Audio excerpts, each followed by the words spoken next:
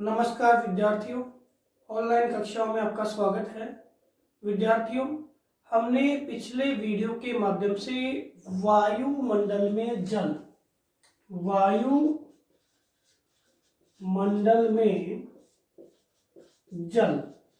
के संदर्भ में आर्द्रता को जाना था।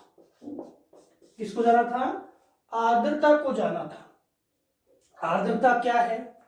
आर्द्रता वायुमंडल में जलवाष्प की मात्रा है और हमने विभिन्न रूपों में आर्द्रता का अध्ययन किया, जिसमें हमने निरपेक्ष यानी वास्तविक मात्रा, किसी हवा के आयतन में जलवाष्प की वास्तविक मात्रा निरपेक्ष आर्द्रता होती है।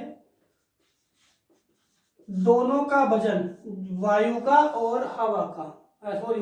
और जलवाष्प का दोनों का वजन है, उसको हम क्या बोलते हैं? विशिष्ट आर्द्रता।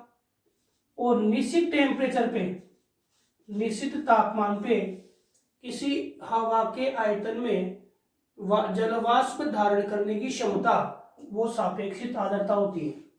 तीनों आर्द्रता प्रतिरूप हमने पिछले वीडियो के माध्यम से पढ़े।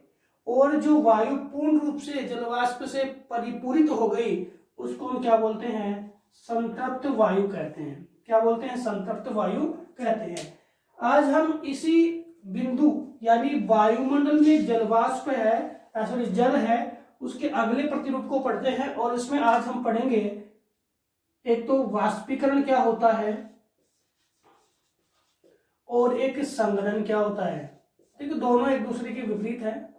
वाष्पीकरण क्या है और संघनन क्या है? तो सबसे पहले वाष्पीकरण देखें। जब टेम्परेचर बढ़ जाए, जब तापमान बढ़ जाए, तो जल जो है वो किस में बदल जाएगा? वाष्प के रूप में। जब तापमान बढ़ गया और जल का किस रूप में? जलवाष्प यानी जल का गैसीय रूप में रूपांतरण हो जाए। गैसीय रूप में क्या हो जाए? रूपांतरण हो जाए। इसको हम क्या बोलते हैं? वाष्पीकरण कहते हैं। जल का गैसीय रूप में रूपांतरण हो जाए, इसको क्या बोलते हैं? वाष्पीकरण कहते हैं। और वाष्पीकरण उस क्षेत्र में निश्चित तापमान पर निर्भर करता है। और ये वाष्पीकरण की जो क्रिया जब आरंभ होती है, जिसे मान लो हमने किसी पॉट में जल गर्म किया है। क्या किया है? जल गर्म किया है आग के माध्यम से। ठीक है, अब उस पॉट में जल है वो गर्म होगा। जल क्या होगा? गर्म होगा। जब निश्चित टेम्परेचर जल प्राप्त कर लेता है, तो जल से क्या है? भाप निकलने लग जाती है। क्या निकलने लग जाती है? भाप निकलने लग जाती है। और यह जो जल से क्या गैसीय रूप में रूपांतरण होने की प्रतिक्रिया है, इसको हम क्या कहते हैं? वाष्पीकरण कहते हैं। और यह वाष्पीकरण जिस टेम्परेचर पर, जिस तापमान पर जल है वो वाष्प में कब परिवर्तित होता है, उसको हम वाष्पीकरण की गुप्त ऊष्मा कहते हैं। क्या कहते हैं?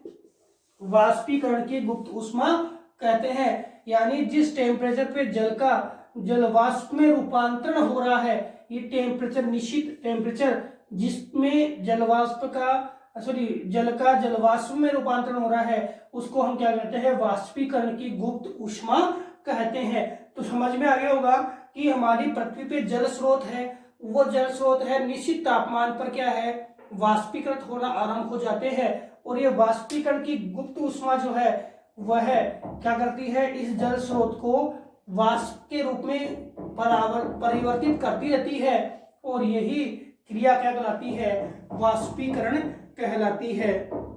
ये वाष्पीकरण है वो जब मान लो कोई परत है जो गर्म हो गई, ठीक है, और वह असंतृप्त परत है, वो संतृप्त परत की ओर जाएगी, तो वहां के टेम्परेचर को भी बढ़ाएगी और तेज गति से इन परतों में भी क्या करेगी? बदलाव करेगी। तो इस प्रकार से वाष्पीकरण जो है वो एक क्षेत्र से दूसरे क्षेत्र में होता रहता है। किसके माध्यम से? टेम्परेचर के माध्यम से। किसके माध्यम से? टेम्परेचर के माध्यम से। तो जान गए होंगे, सीधी सी बात है कि जल का जलवाष्प में परिवर्तित होना, जब एक तापमान है निश्चित होता है और जल का जल में परिवर्तित होना आरंभ होता है, उसको हम वाष्पीकरण की गुप्त ऊष्मा कहते हैं। अब इसके बाद हम दूसरे बिंदु की बात करते हैं कि साहब संघनन क्या होता है। तो संघनन इससे अलग जस्ट अपोजिट होता है कि जो वाष्पीकरण यानी जलवाष्प है जब टेम्परेचर क्या होता है डाउन हो जाता है, गिर जाता है, तो जलवाष्प का जल की बूंदों में परिवर्तित होना, जलवाष्प का जल की बूंदों में परिवर्तित होना क्या कहलाता है आपका वाष्पीकरण। जल जो है वो तो क्या था, जल का जलवाष्प में कन्वर्ट होना, और जो आपका संघनन क्या है वो जलवाष्प का जल की बूंदों में परिवर्तित होना। जब ये जलवाष्प है जल की बूंदों में परिवर्तित होता है निश्चित टेम्परेचर पे, उसको हम क्या बोलते हैं, संघनन की गुप्त ऊष्मा कहते हैं। क्या कहते हैं, संघनन की गुप्त ऊष्मा कहते हैं। जब पारा या टेम्परेचर है वो कौन से बिंदु पे आ जाएगा, औषांक पे आ जाएगा। औषांक यानी जिसमें जल की बूंदें बनना आरंभ हो जाएगी, उस क्रिया को हम क्या बोलेंगे, संघनन कहेंगे। क्या कहेंगे, संघनन कहेंगे। अब देखो कि संघनन किसके माध्यम से होता है, तो संघनन जो है वायुमंडल में व्याप्त जो कण होते हैं, छोटे छोटे कण, धूल के कण है, आपके लवणीय कण है, ठीक है, ये कण है, इनके ऊपर आपकी जल की बूंदें आरूढ़ हो जाती है। टेम्परेचर से डाउन होता है ना, तो जलवाष्प इनके ऊपर आरूढ़ हो जाता है, और इन कणों को हम क्या बोलते हैं, केंद्रक कहते हैं। क्या बोलते हैं, केंद्रक कहते हैं। केंद्रक जिन कणों पे आपकी संघनन क्रिया जो है घटित होती है, जिनमें आपके धूल के कण है, सामुद्रिक क्षेत्रों में लवणीय तत्व है, लवण के कण है, नमक के कण है, जो वायुमंडल में है व्याप्त होते हैं, ये टेम्परेचर कम होने पर जलवाष्प है इन कणों को के ऊपर अपना रूप धारण कर लेती है, और यह जो किसमें, जल की बूंदों में कन्वर्ट हो जाती है, और ये जो कण है इनको हम क्या बोलते हैं, केंद्रक कहते हैं। इन कणों को क्या बोलते हैं, केंद्रक कहते हैं। और भाई केंद्रक कह दो तो हम इसको यो भी कह सकते हैं संघनन केंद्रक है। और संघनन केंद्र के उदाहरण मैंने भी बताया आपको, एक तो क्या है आपके धूल के कण है, धूल के कण, धुआं, और आपके लवणीय तत्व, कहाँ पे लवणीय तत्व कहाँ पर है, समुद्री क्षेत्रों में। तो ये कण है वो क्या है, आपके संघनन की क्रिया को क्या है, घटित करते हैं। लेकिन कभी कभी क्या होता है कि वाष्पीकरण है वो हो रखा है, जलवाष्प के रूप में जल है, वो आपके जल की बूंदों में परिवर्तित नहीं होता, और टेम्परेचर इतना गिर जाता है कि वह सीधे ही कौन से रूप में परिवर्तित होता है, ठोस रूप में परिवर्तित हो जाता है। जल है, जलवाष्प है, जल की बूंदों में परिवर्तित नहीं होके, और कौन से रूप में परिवर्तित हो जाता है, ठोस रूप में। तो ठोस रूप में जलवाष्प का एक सीधे परिवर्तित होना क्या कहलाता है, ऊर्ध्वपातन। क्या कहलाता है, ऊर्ध्वपातन कहलाता है। यानी जलवाष्प का सीधे ठोस रूप में परिवर्तित होना क्या कहलाता है, ऊर्ध्वपातन कहलाता है। अब हम बात करें कि संघनन है वो और किस किस से प्रभावित होकर के संघनन की क्रिया होती है।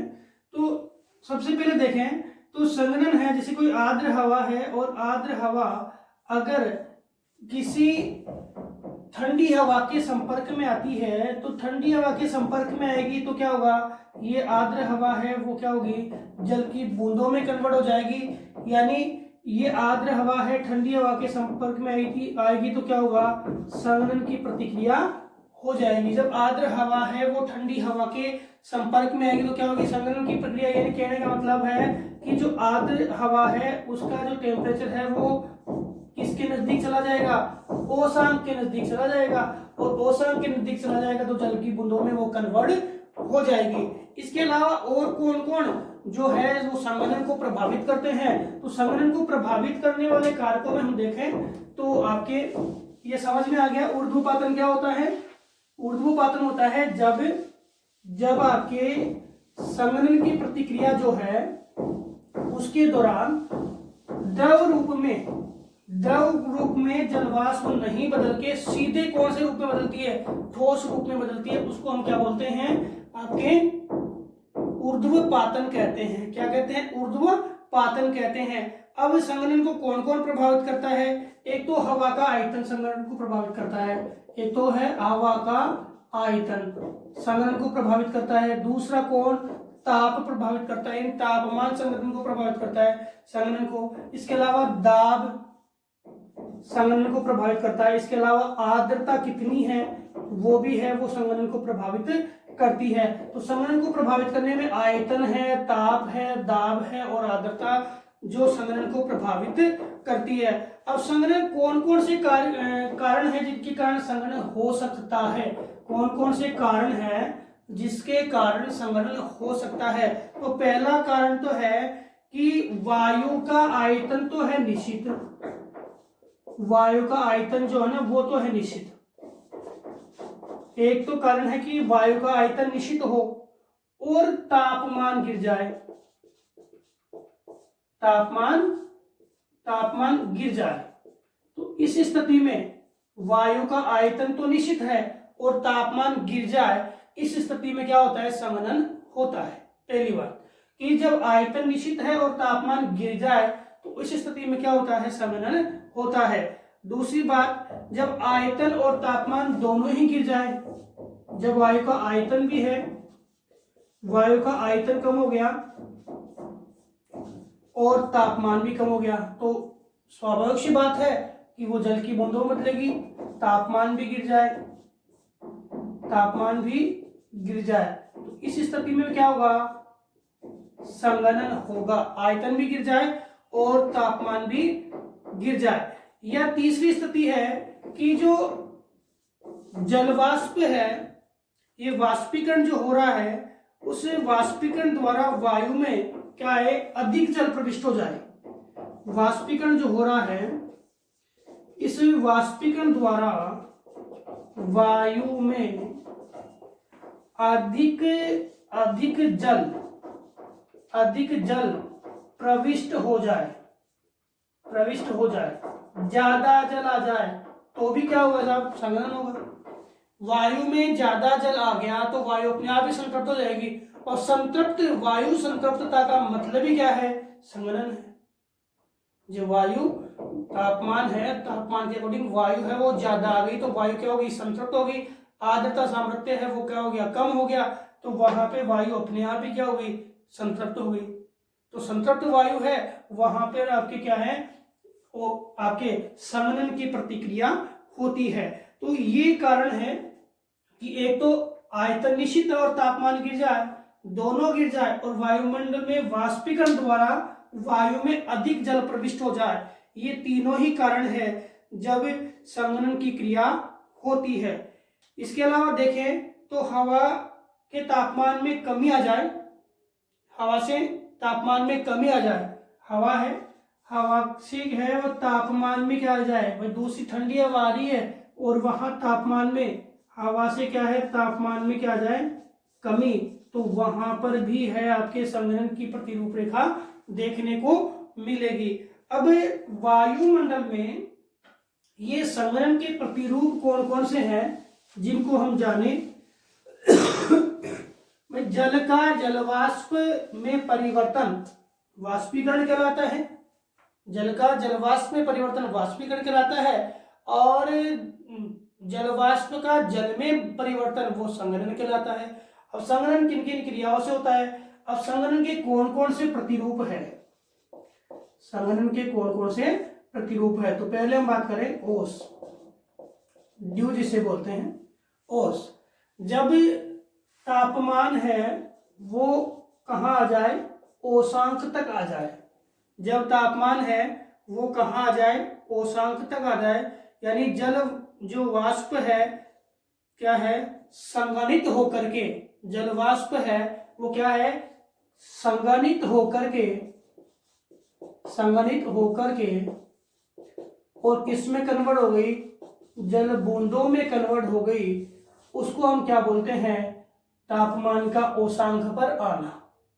तापमान का औसांक पर आना संग्रहित होगी, जल बूंदों में कन्वर्ट होगी, और उस प्रतिक्रिया को क्या बोलेंगे, ओस कहेंगे। सीधी सी बात है कि ओस क्या है, धरातल पर जो जलवाष्प है वो जल की बूंदों में कन्वर्ट होकर के जो घास है, पत्तियां है, पेड़ है, उनके ऊपर धरातल है, उनके ऊपर आकर के वो जमा हो जाती है, उसको हम क्या बोलते हैं, ओस कहते हैं। क्या कहते हैं, ओस कहते हैं। ओस के लिए उपयुक्त क्या क्या क्या जो आपके स्थिति होती है, तो ओस के लिए सीधी सी बात है, टेम्परेचर गिरेगा।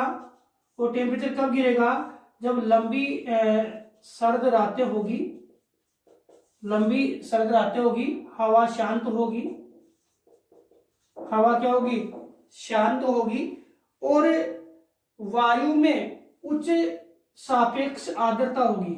वायु में क्या होगी, उच्च सापेक्ष आर्द्रता होगी, आर्द्रता ग्रहण करने की क्षमता क्या होगी, ज्यादा होगी।